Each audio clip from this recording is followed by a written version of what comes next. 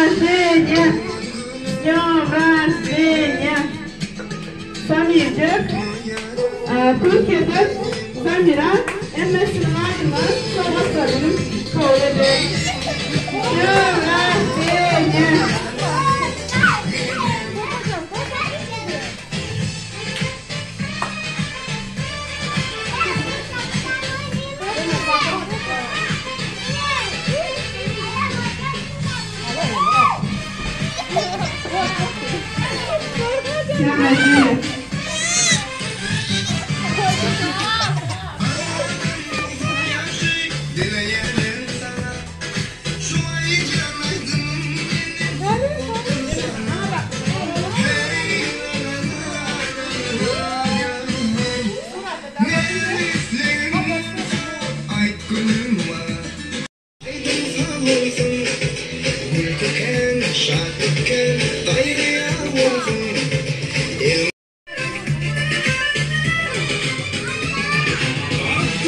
Желаю я счастья и добра, много танцев и песен, смеха до утра.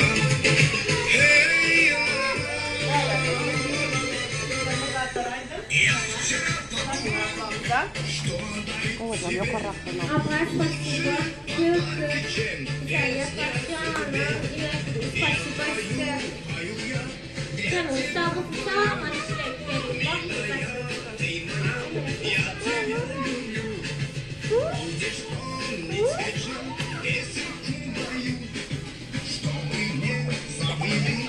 Самирчик, узакай соколов. С днем рождения еще раз.